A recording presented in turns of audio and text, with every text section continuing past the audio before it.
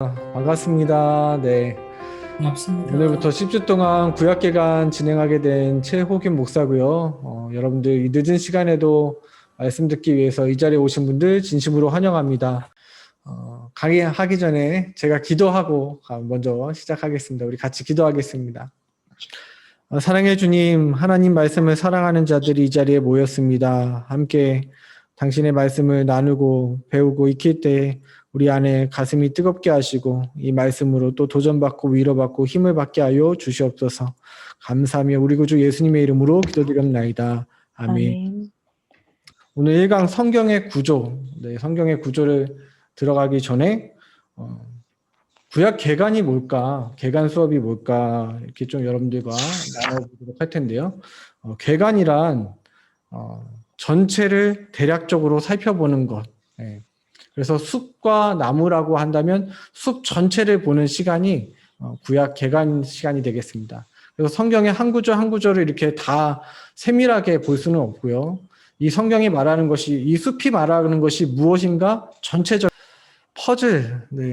제가 화면에 퍼즐을 보여드렸는데요. 이 퍼즐은 여러 가지 조각들이 모여서 하나의 전체적인 그림을 이루고 있죠. 그래서 이 퍼즐 조각 하나를 보면 이 그림이 무엇인지 알 수 없고 전체를 보아야 이 퍼즐이 무엇을 말하고 있는지를 알 수 있습니다. 구약개관이 그런 거예요. 숲을 보는 거죠. 전체를 보는 것입니다. 그래서 이 성경을 보는, 숲을 보는 관점이 생기는 것이 중요하고요. 그래서 우리가 그동안 구절구절 나무를 알고 있었다면 그 나무들이 모여서 이 성경이 어떠한 숲을 이루고 있는지를 보는 시간이 구약개관 그러한 시간들이 될 것 같아요. 그래서 강의를 또 들어가기 전에 제가 지난주에 성도님과 한 분과 대화를 하면서 좀 이 이야기를 좀 나눠야겠다. 성경을 바라보는 그러한 방법에 대해서 좀 여러분들과 먼저 이야기를 나눌 텐데요. 성경을 해석하는 여러 가지 방법이 있지만 우리가 이거를 좀 기억하셔야 될 것 같아요. 성경은 우리에게 오기 전에 이 말씀을 들어야 했던 독자들이 있습니다. 쉽게 로마서를 예로 든다면 로마서는 바울이 쓴 편지잖아요. 누구에게 썼죠? 로마에 있는 성도들에게 쓴 편지입니다. 그러면 이 말씀을 이해하기 위해서는 무엇을 우리가 알고 이해해야 되냐면 2000년 전 로마 교회는 어떤 상황 가운데 있었는지, 그들이 쓰던 언어는 무엇인지, 그때 당시의 배경을 어떠했는지 이런 것들을 알아야 된다는 거예요. 그래서 이 말씀을 나에게 적용하기 전에 원래 이 로마서를 읽었던 독자들에게 이 말씀은 어떤 의미였는지를 관찰하고 해석하고 그거를 우리에게 적용해야 된다라는 거예요. 관찰하고 해석하고 적용해야 된다. 예를 들어서 말씀 한 구절을 여러분께 보여드릴게요. 고린도전서 11장 6절의 말씀입니다. 만일 여자가 머리를 가리지 않거든 깎을 것이요. 만일 깎거나 미는 것이 여자에게 부끄러움이 되거든 가릴지니라. 이게 고린도전서에 있는 말씀인데 이 말씀대로 한다면 여러분들 교회 나올 때 머리 어떻게 하셔야 돼요? 가려야 돼요. 가리고 나오셔야 돼요. 아니면 밀고 나오셔야 돼요. 염색하고 머리 따고 그러면 안 된다는 거예요. 여러분 왜 말씀대로 안 살고 계세요?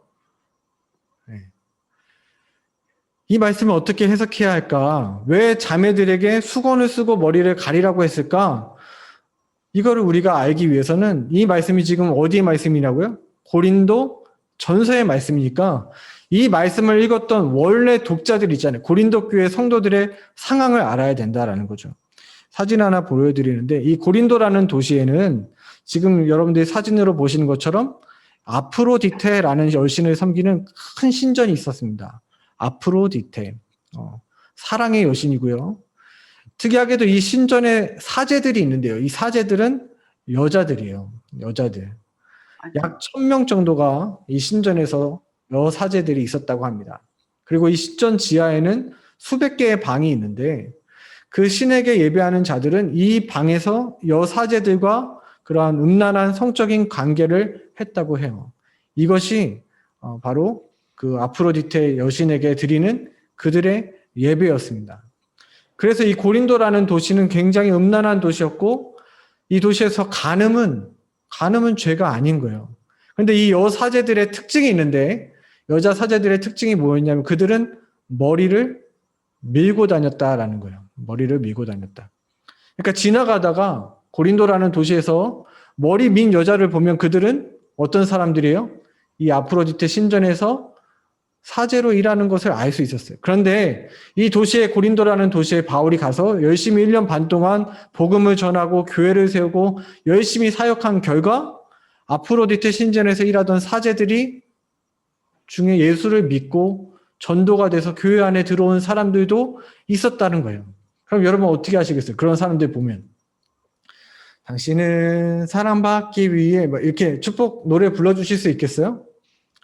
저는 쉽지 않았을 것 같아요. 왜냐하면 어떻게 살았던 걸 다 아니까.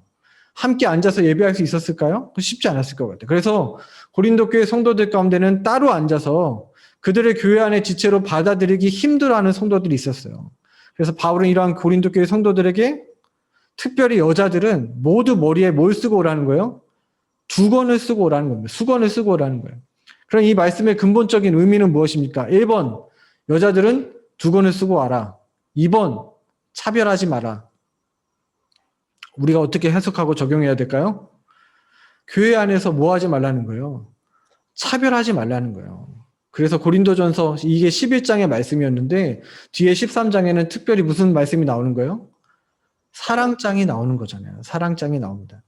그래서 이 여자들은 민머리 사제들은 과거의 죄인이었어요. 더러운 사람들인 거 우리가 알아요. 그렇지만 우리가 뭐 하자는 거예요? 용납하자. 차별하지 말자. 사랑하자. 그래서 바울 서신 13권 중에 유일하게 이 고린도 전후서에만 볼 수 있는 말씀이 있는데요. 보라 이전 것은 지나갔으니 새 것이 되었도다. 새로운 피조물 되었으니까 우리가 뭐 하자는 거예요? 이 사람들을 받아들이자.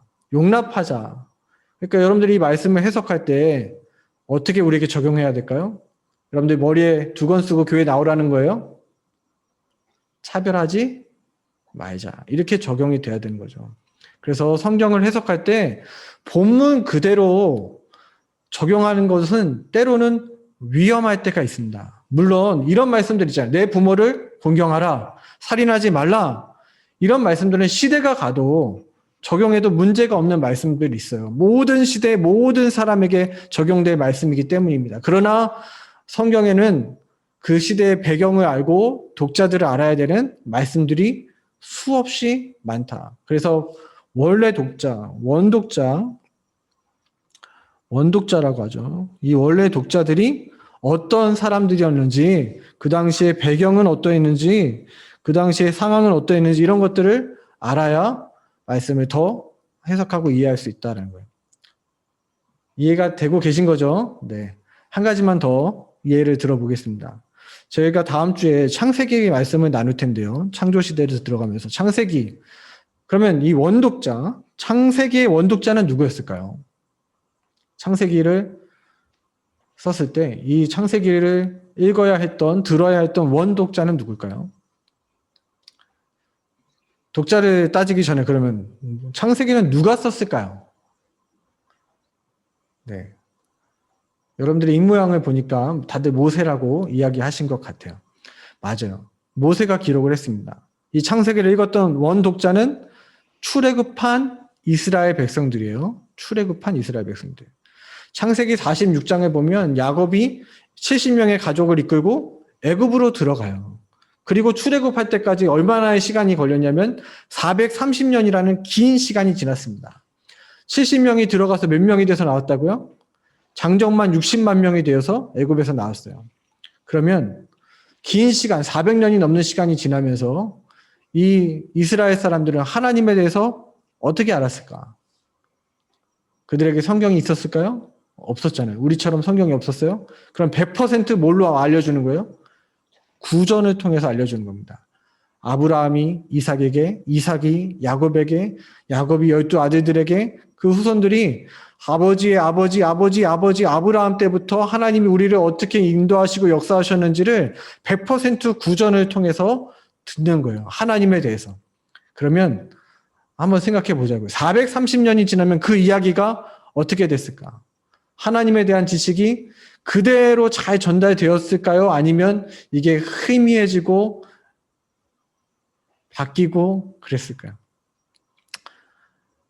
그리고 더구나 지금 이 사람들은, 이스라엘 백성들은 어떤 나라에 있냐면 애굽이라는 나라 있잖아요. 애굽에는 신이 몇 명이 있죠? 수많은 신이 있어요. 수많은 신이. 이런 상태로 그들은 출애굽하기 전에 애굽의 수많은 신을 보았고 하나님에 대한 지식도 얕아졌고, 그러니까 이 사람들에게는 하나님은 수많은 신들 가운데 하나가 되었던 거예요. 이런 상태로 출애굽했어요. 그래서 출애굽하자마자 그들이 죄를 지었던 게 뭐죠? 하나님을 소의 형상으로 금을 부어서 만들잖아요. 그들이 다른 신을 만든 게 아니에요. 누구를 만든 거예요? 하나님을 만든데 소로 표현한 거예요. 왜냐하면 그들에게는 수많은 신이 있었기 때문에 하나님을 소로 표현한 거예요. 왜냐하면 하나님에 대한 지식이 없었기 때문에. 자, 그럼 창세기의 원독자가 출애굽한 이스라엘 백성들이었다라는 것을 생각하고 창세기 9장, 우리가 잘 아는 말씀이거든요. 18절부터 27절의 말씀에 보면 노아가 포도주 마시고 벌거벗은 채 잠들고 그 모습을 이제 함이라는 아들이 다른 형제들에게 알려서 저주받는 내용입니다. 근데 이 창세기 9장에는 성경을 기록하는 이 원칙에서 벗어나는 것들을 볼 수 있는데요. 여러분, 노아에게 몇 명의 아들이 있었습니까? 네, 손가락으로 한번 좀 그래도 소통을 해볼까요? 네, 제가 답을 알려주고 있잖아요. 몇 명이라고요? 네, 3명의 아들. 셈, 함, 야벳이라는 아들이 있습니다. 근데 성경에는 어떤 원칙이 있냐면 어떤 사람을 소개할 때는 반드시 그 사람의 아버지나 그 사람의 지파와 관련해서 설명하게 됩니다. 여호수아는 뭐라고 설명해요? 아버지 이름이 나오죠. 눈의 아들 여호수아. 그렇죠? 갈렙은 여분네의 아들 갈렙. 이렇게 아버지에 연결돼서 아니면 지파에 연결돼서. 사울은 베냐민 지파, 기스의 아들 이렇게 소개되잖아요. 그런데 18절 잘 말씀 보세요. 제가 보여드리고 있죠. 18절 방주에서 나온 노아의 아들들은 셈과 함과 야벳이며 함은 가나안의 아버지라. 아버지의 아들로 소개하지 않고 함은 가나안의 아버지라. 아들을 소개하는 거예요.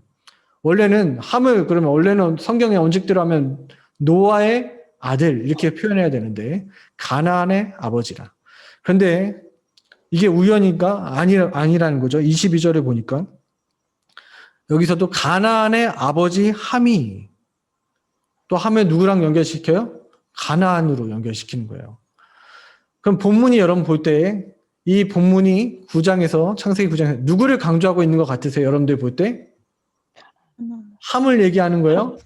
가나안을 얘기하는 거예요. 함이 잘못했는데 함이 아버지의 그 실수하는 것을 보고 잘못했는데 저주를 누구 하는지 보세요. 이에 이르되 가나안은 저주를 받아 그의 형제들의 종들의 종이 되기를 원하노라 하고, 함이 잘못했는데 함의 아들 가나안을 저주하고 있어요. 뒤를 이어서 축복이 나오는데요. 다른 형제들에 대한 축복이 나오는데요. 보통 우리가 성경에서 축복은 어떤 게 축복이에요? 네?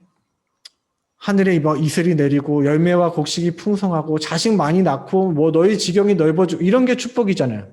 그런데 이 축복의 내용을 한번 보세요. 또 이르되 셈의 하나님 여호와를 찬송하리로다. 가나안은 셈의 종이 되고 하나님이 야벳을 창대하게 하사 셈의 장막에 거하게 하시고 가나안은 그의 종이 되게 하시기를 원하노라. 가나안이 셈의 종이 되는 것, 이걸 지금 축복으로 하고 있는 거예요. 이렇게 창세기 9장이 끝나고 10장에 이어서 10장에는 노아의 이 세 아들들 셈과 함과 야벳의 족보가 나오는데 3개의 족보가 나와야 되잖아요. 3명의 아들이니까. 근데 족보는 4개가 나옵니다. 누구의 족보가 나올까요? 지금 흐름상 계속 누가 나오고 있어요? 가나안의 족보가 나오고 있어요.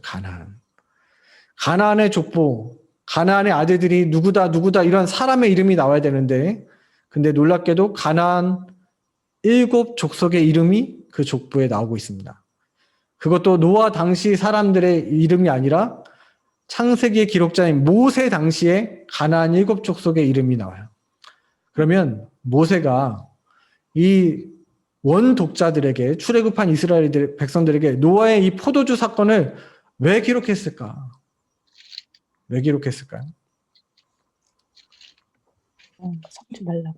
자, 12명의 정탐꾼 사건 아시죠? 그 이후에 이 모세가 이 창세기를 기록했다는 거예요. 그때 이스라엘 백성들이 뭐라고 합니까? 가나안 땅은 기름지고 좋은 땅이지만 그들은 안악자손은 거대하고 그들 볼 때 우리는 메뚜기와 불과하다. 그 약속의 가나안 땅 앞에서 이스라엘 백성들이 뭐 하자는 거예요? 우리가 다 광야로 돌아가자, 애굽으로 돌아가자 하고 있는 그때 이 백성들에게 모세는 이 창세기를 기록했다라는 거예요. 너희들이 지금 두려워하는 가나안 족속은 이미 노아의 시대 수백 년 전에 저주받은 사람들이다. 이스라엘은 너희들은 셈의 후손이 아니냐. 가나안은 셈의 종이 된다고 했는데 너네들이 왜 가나안 그 땅을 두려워하냐. 두려워하지 말라. 약속의 하나님을 믿고 우리가 그 땅을 점령하자. 이게 바로 창세기 9장의 메시지라는 거예요. 그러니까 이 원독자의 입장에서 출애굽한 이스라엘 백성들 그들의 입장에서는 이 말씀이 얼마나 가슴 벅찬 이야기겠어요. 가나안에 들어가기 전에 두려워서 벌벌 떠는 그들에게 이 말씀이 얼마나 힘이 되는 메시지겠어요. 근데 이러한 해석을 하지 않고 우리가 이 본문을 바라보면 우리는 어떻게 적용해요? 아, 술 마시면 안 되는구나. 마시되 술 취할 정도로 마시면 안 되는구나. 부모님을 공경해야 되는구나. 부모님 잘못한 거 떠들면 안 되는구나. 이렇게 우리가 해석을 하게 된다라는 거죠. 물론 그것도 은혜가 있을 수 있겠지만 이 본문이 누구에게 처음 기록됐고 관찰하는 거죠. 그 당시의 사람들에게 이 메시지는 무슨 의미가 있고 그리고 그 의미를 나에게 가져와서 적용해야 된다. 이걸 가리켜서 귀납법적인 성경의 해석 방법이다. 그래서 이 10주 동안 우리가 성경을 바라볼 때 이러한 관점으로 성경을 해석하도록 하겠습니다. 자, 이제 교재로 들어가세요. 여러분 교재 20페이지고요. 자, 우리가 한번 손 들어보세요. 저는 신앙생활이 처음입니다. 초신자입니다. M스쿨도 처음입니다. 구약이 뭔지도 모릅니다. 아무분도 안 계시네요. 네. 그러니까 빨리빨리 넘어갈 수 있는 건 좀 넘어가려고 그래요. 성경 몇 권으로 되어 있습니까? 66권. 구약은 몇 권이요? 39권. 네, 39권. 신약 27권으로 기록되어 있습니다.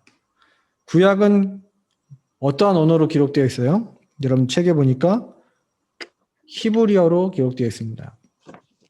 이게 이렇게 생긴 모양들이 히브리어라고 그래요. 네. 제가 한번 읽어볼게요. 베레시트 바라 엘로힘 에트 하샤마임 브에트 하레츠. 거기 빨간색으로 적힌 거 그대로 저도 읽은 거예요. 네. 네.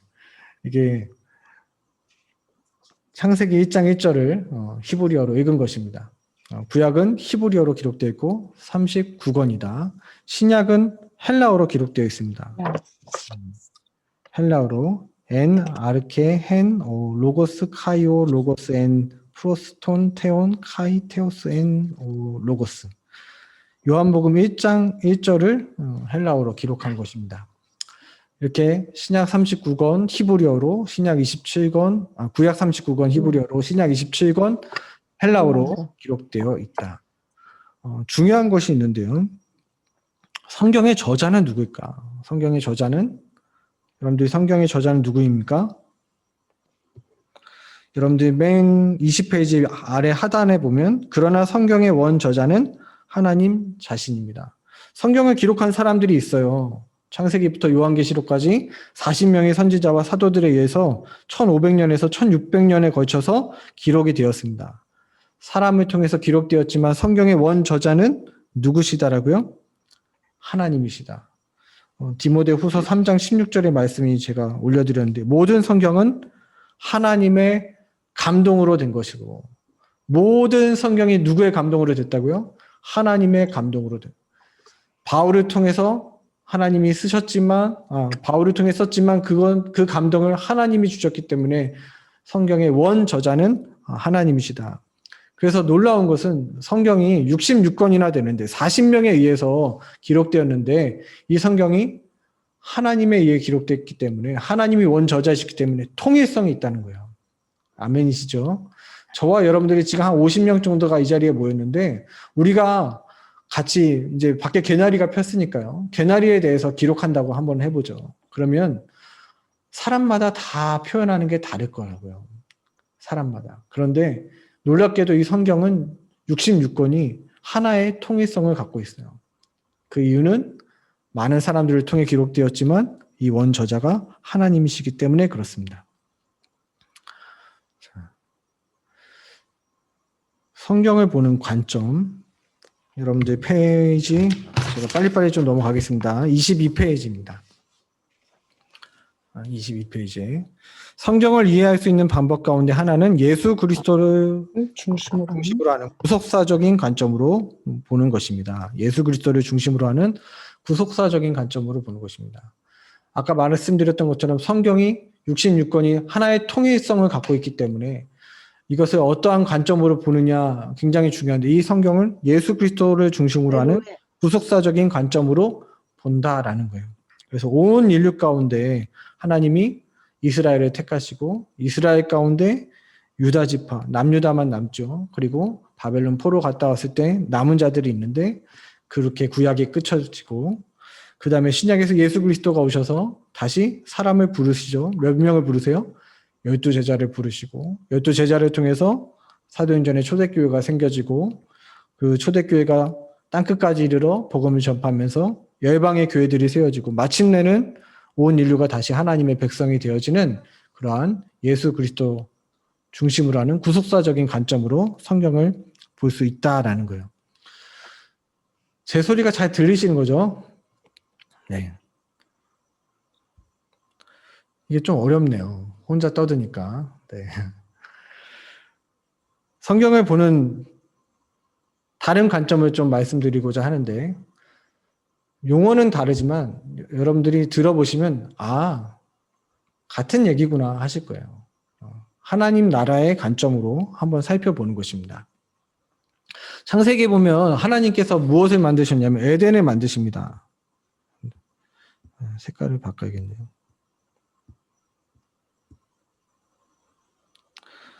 네, 잠시만요. 네. 하나님께서 에덴을 만드시죠. 에덴을 창조하셨습니다. 근데 이 에덴은 어떠한 특징이 있어요? 이 에덴은 누가 다스리십니까?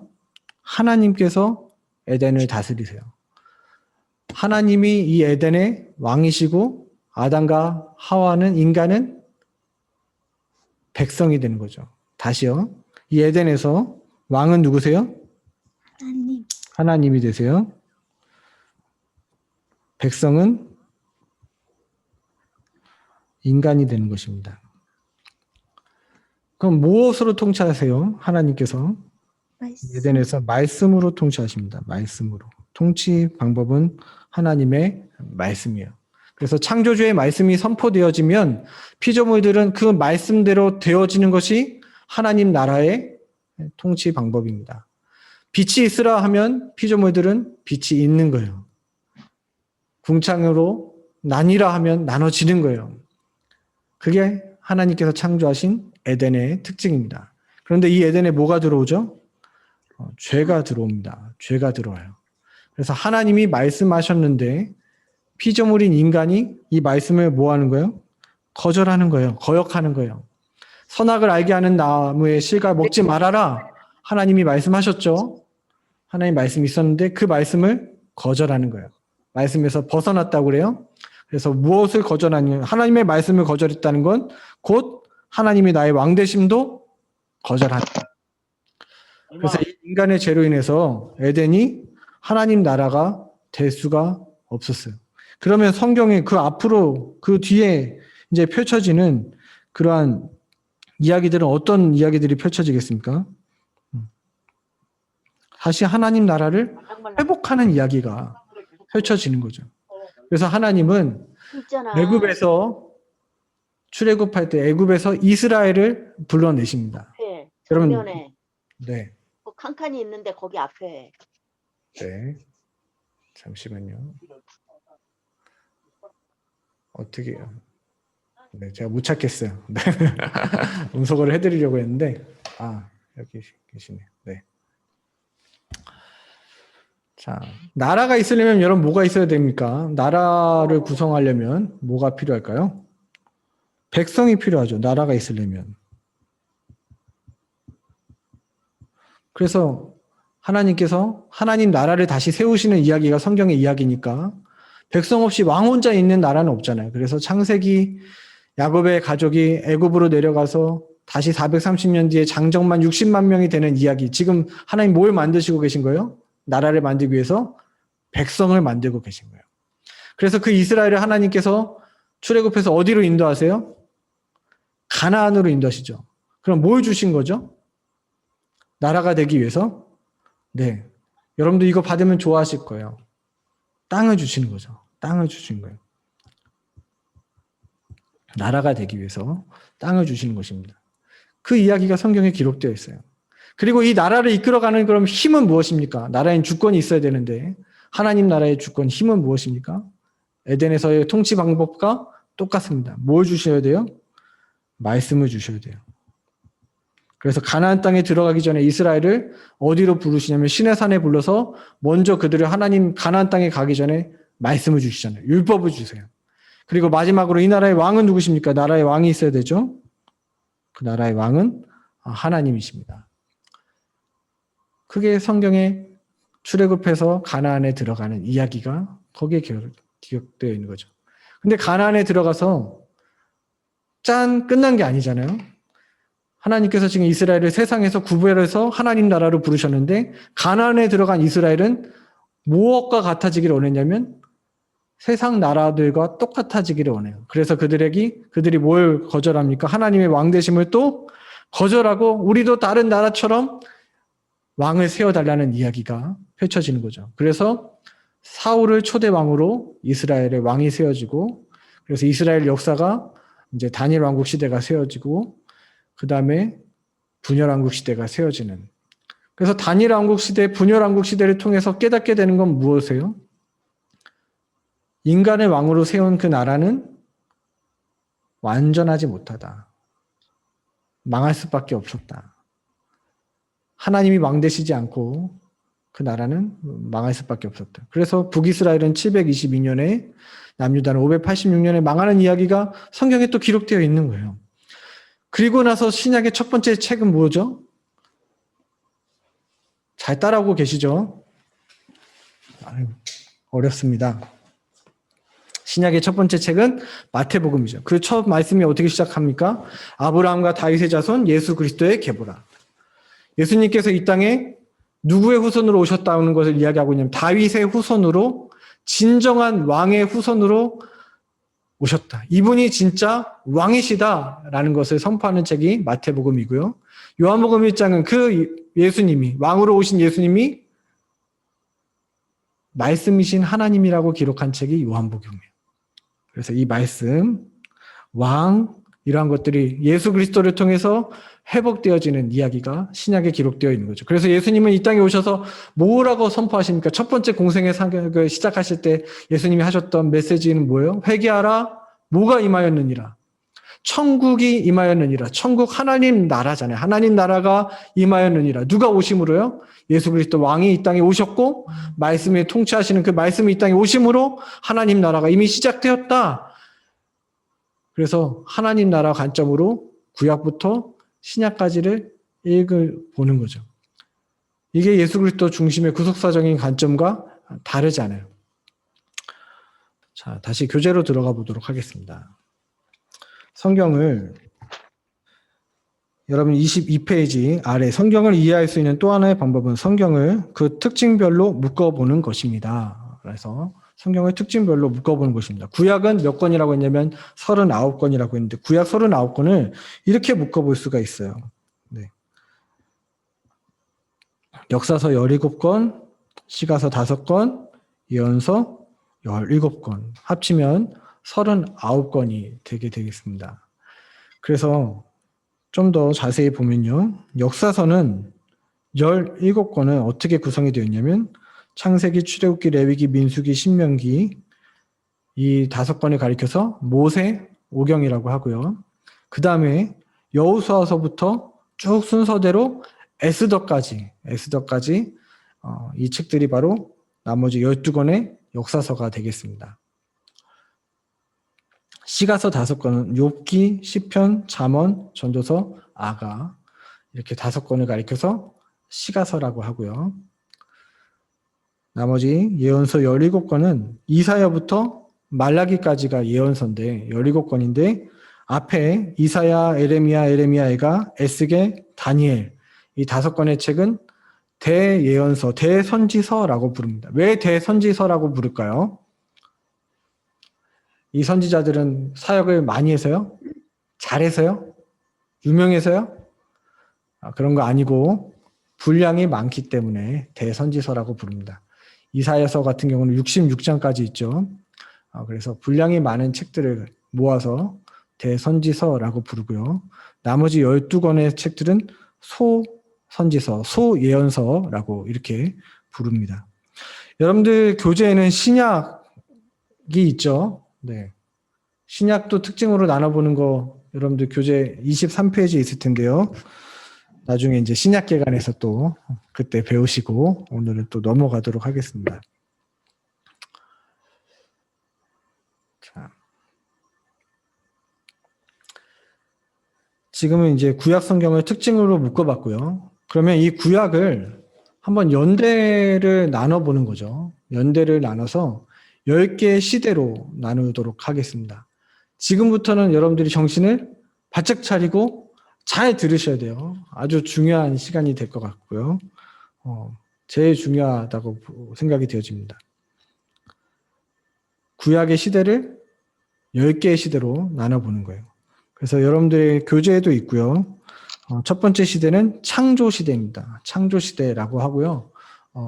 다른 성경 공부 책에서는 선사 시대라고 그러는데 역사 이전의 시대를 가리켜서 선사 시대라고 그래요. 창조 시대. 창세기 1장부터 11장까지의 이야기가 바로 이 창조 시대에 대한 이야기입니다. 이 창조 시대에는 4가지 사건이 있어요. 창조, 타락, 홍수, 바벨탑 이렇게 4가지 사건이 그래서 창조 시대 하면 여러분들은 다음 주에 배우겠지만 4가지 사건을 꼭 기억하셔야 될 겁니다. 창조, 타락, 홍수, 바벨탑. 뒤를 이어서 족장 시대가 나오는데요. 여러분들이 잘 아는 족장들 이야기 아시죠? 아브라함의 이야기, 이삭과 야곱과 요셉의 이야기. 감사하게도 하나님이 이 숫자를 좀 맞춰주신 것 같아요. 족장 시대에도 숫자 4를 기억하면서 4명의 족장, 아브라함과 이삭과 야곱과 요셉. 창조 시대는 4사건, 족장 시대는 4명의 인물, 이렇게 족장들의 이야기가 창세기 12장부터 50장까지 이렇게 기록되어 있습니다. 이 족장 시대가 끝나면 이제 출애굽 시대가 펼쳐지는 거죠. 출애굽 시대뿐만 아니라 출애굽해서 광야에 살았던 출애굽 시대입니다. 출애굽 광야 시대라고 하는데요.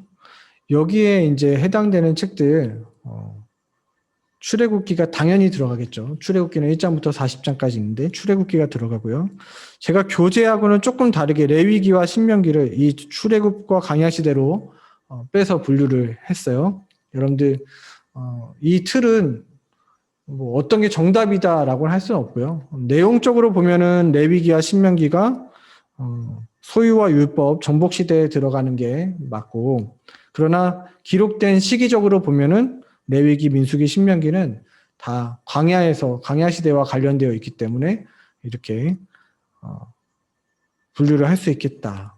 그래서 출애굽기가 이 출애굽 광야 시대에 들어가고요. 출애굽기는 이제 애굽에서 어떻게 나오게 됐는지 10가지 재앙과 그 다음에 출애굽기 19장부터 맺어지는 시내산 언약과 출애굽기 25장부터 이어지는 성막을 짓는 이야기들 40장까지 그러한 출애굽기 이야기 여기에 들어가고요. 레위기는 어떠한 책이죠? 레위기는 시내산에서 이스라엘 백성들이 받은 율법의 말씀이 레위기잖아요. 그래서 출애굽 광야 시대에 들어가고요. 민수기는 어떠한 책이죠? 민수기는 이스라엘 광야에서 이스라엘 백성들이 이제 시내산을 떠날 때 그 인원이 몇 명이냐, 가나안 땅에 들어갈 인원이 몇 명이냐, 백성을 다 세는 거죠. 그랬더니 장정만 60만 3,550명인가 그래요. 첫 번째 계수했을 때. 그때 인원을 한번 세고, 그 출애굽 1세대가 광야에서 다 죽고 다시 2세대를 계수하는 이야기, 민수기에. 그래서 민수기에는 인원을 세는 이야기가 두 번 나오죠. 이스라엘 백성을 세는 광야 1세대, 출애굽 1세대, 출애굽 2세대 해가지고 두 번 나옵니다. 그러니까 이것도 출애굽과 광야 시대로 들어가게 되겠고요. 신명기는 어떤 책이죠? 신명기. 지금 제가 하는 이야기들을 잘 이해가 안 되셔도 그냥 이렇게 들으시면 될 것 같아요. 다음 주부터 자세히 창조 시대부터 다루기 시작할 테니까요. 다 이해가 안 되셔도 그냥 강사가 부족해서 그렇다 이렇게 생각하시고, 네. 신명기는 그 이스라엘 광야 2세대, 출애굽 2세대들에게 그들은 하나님의 언약의 말씀을 들었어요, 못 들었어요? 시내산 언약에 대해서 들었어요, 못 들었어요? 못 들었잖아요. 그래서 부모들과 달리 하나님 언약에 대해서 다시 이들에게 알려줄 필요가 있는 거예요. 그래서 모압 평지에서 모세가 가나안 땅에 들어가기 전에 2세대들을 다 불러놓고 고별 설교처럼 또 하나님의 언약에 대해서, 그래서 시내산 언약과 모압의 언약은 99% 내용이 같습니다. 그래서 여러분 성경을 읽다 보면 이거 출애굽기에서 나왔던 내용이 왜 또 여기 기록되어 있지? 그거는 바로 반복해서 출애굽 2세대에게 했던 언약의 내용이기 때문에 그래요. 그러니까 이 신명기도 출애굽 광야 시대로 들어가게 됩니다. 그럼 가나안 땅에 이제 들어가게 되는데, 가나안 땅에 들어가는데 정복하는 이야기, 우리가 지난번에 변화산 때도 그렇고 프레이온 기도회 때도 여호수아에 대한 말씀 잘 들으셨죠? 그래서 정복시대 여호수아가 바로 이 정복시대에 해당이 되겠고요. 사사시대, 정복한 다음에는 가나안 땅에 들어가서는 이스라엘이 그 땅을 차지하고 사는데, 그 당시 바로 왕이 세워진 게 아니라 하나님이 사사를 통해서 통치하는 그러한 시대가 펼쳐집니다. 사사는 총 몇 명이 있었죠? 사사기에 기록된 사사는 12명의 사사가 나와요. 온니엘부터 삼손까지 6명의 대사사와 6명의 소사사로 나눠지는데, 그러한 사사들의 이야기가 사사기에 기록되어 있습니다. 마지막 사사는 누구죠? 네, 사무엘상에 나오는 사무엘을 마지막 사사로 사사시대가 끝이 나고요. 사무엘에 기름 부어서 왕을 세우죠. 삼손을 왕을 세워서, 삼손이래요. 저 피곤한가 봐요. 네. 지쳤습니다, 조금. 사울을 기름 부어 왕을 세우는, 그래서 단일 왕국 시대가 시작이 되어지죠. 그래서 사사시대 이야기. 사사시대 나중에 우리가 또 다루겠지만, 사사시대에는 특징이 있어요. 무슨 특징이 있습니까? 자기 소견에 옳은 대로 살았던 암흑기 같던 시대가 사사시대입니다. 그 뒤를 이어서 이제 단일 왕국 시대, 룻기를 설명을 드려야겠네요. 사사시대는 당연히 사사기가 들어가고요. 사사기가 들어가고, 룻기라는 책이 또 이렇게 들어가게 됩니다. 룻기 말씀을 제가 준비를 안 해놨네요. 룻기 1장 1절 제가 한번 읽어드릴게요. 사사들이 치리하던 때에 그 땅에 흉년이 드니라. 유다 베들레헴 한 사람이 그의 아내와 두 아들을 데리고 모압 지방에 가서 거류하였는데, 룻기 1장 1절이 이렇게 시작돼요. 사사들이 치리하던 때에, 그러니까 사사시대에 한 가문의 이야기, 먹을 것이 없어서 모압 지방으로 갔다가 망해서 다시 돌아온 나오미와 룻의 이야기가 바로 룻기죠. 그래서 룻기는 어디에 들어간다? 사사시대에 해당이 되어진다. 그리고 나서 이제부터 단일 왕국 시대가 펼쳐지는데, 사무엘 상하, 사울과 다윗의 이야기가 기록되어 있습니다. 단일 왕국 시대가 시작이 되어지죠. 첫 번째 왕이 누구예요? 사울, 두 번째 다윗, 그 다음에 솔로몬. 여기까지가 단일 왕국 시대죠. 왜냐하면 솔로몬 이후로, 솔로몬의 아들 때부터는 나라가 둘로 갈라지는 분열 왕국 시대가 펼쳐지는 겁니다. 사울이 40년, 다윗이 40년, 솔로몬이 40년, 120년 동안 다윗 왕국 시대가 펼쳐지고요. 그 솔로몬을 마지막으로 이제 솔로몬 아들부터는 르호보암과 북이스라엘은 여로보암을 왕으로 하는 분열 왕국 시대가 기록되어 있습니다. 그래서 단일 왕국 시대에 해당되는 책은 사무엘 상하, 열왕기상, 역대상. 정확히 또 따지시면 조금 애매해질 수 있는데 우리가 편의상 이렇게 나누도록 하겠습니다. 열왕기상, 역대상, 단일 왕국 시대의 이야기고 열왕기하와 역대하는 분열 왕국 시대의 이야기다. 그래서 분열 왕국 시대의 역사서는 열왕기하, 역대하가 되겠습니다. 분열 왕국 시대 나라가 둘로 갈라져서 북이스라엘과 남유다로 이렇게 갈라지죠. 북이스라엘은 BC 722년에 아수르라는 나라에 의해서 멸망하게 되는데 그때까지 몇 명의 왕이 있냐면 19명의 왕이 있습니다. 19명의 지금 외우실 필요 없어요. 그냥 듣기만 하세요. 19명의 왕이 있어요. 나라가 몇 번이 왕조가 바뀌냐면 9번 왕조가 바뀌어요. 북이스라엘은. 반면에 남유다는 BC 586년에 멸망할 때까지 나라가 왕조가 바뀌지 않는다. 다윗 왕조로 19명의 왕과 1명의 여왕 아달랴라는 여왕 그때 잠깐 삐끗했는데 크게 한번 왕조가 바뀔 뻔했지만 바뀌지 않고 다윗 왕조로 쭉 연결되어지는 그 분열 왕국 시대. 근데 남유다도 결국에는 바벨론에 의해서 나라가 멸망하게 되죠. 그래서 맞이하게 되는 시대가 무엇입니까? 포로 시대죠. 바벨론에 의해서 나라가 멸망하고 포로 시대가 찾아옵니다. 남유다의 백성들이 4번에 걸쳐서 바벨론의 포로로 끌려가는 거예요. 4번에 605년부터 마지막에 582년까지 4번에 걸쳐서 1차, 2차, 3차, 4차 포로로 끌려가고 포로 시대에 해당되는 역사서는 있어요, 없어요? 네, 여러분들 교재나 PPT를 보시면 역사서가 여기에는 없습니다. 그러나 포로 시대에 해당되는 나중에 이제 선지서를 이야기할 때 나오겠지만 다니엘과 에스겔 이 두 권은 선지서지만 포로 시대의 이야기를 담고 있죠. 다니엘이 바벨론에서 어떻게 총리의 자리까지 올라가서 그가 하나님 중심으로 사는지 그 포로 시대의 이야기고요. 에스겔은 그 포로 시대의 이스라엘 백성들 늘 그 바벨론 유수 강가에서 남유다 옛적을 생각하면서 예루살렘을 향하여 울고 있는 백성들에게 하나님께서 우리를 다시금 회복시키실 것이다. 다시금 돌아가게 하실 것이다. 그래서 에스겔의 환상의 이야기, 그러한 회복의 이야기들, 그러한 것들이 선지서로 기록되어 있습니다. 포로 시대 역사서는 없다. 포로 시대를 마치고 포로는 몇 년이죠? 제가 자꾸 물어서 죄송한데 제가 70년 포로 생활을 마치고 포로 귀환은 3차에 걸쳐서 포로 귀환을 하게 됩니다. 1차, 2차, 3차에 걸쳐서 1차는 수룹바벨을 중심으로 2차는 에스라를 중심으로 3차는 느헤미야를 중심으로 이렇게 포로 귀환을 하게 되는데 거기에 해당되는 역사서가 에스라, 느헤미야 그리고 에스더가 되겠습니다. 에스더는 포로 시대, 포로 귀환 시대 이야기지만 장소가 달라요. 에스라, 느헤미야는 가나안 땅에서 돌아온 자들의 이야기고요. 에스더는요.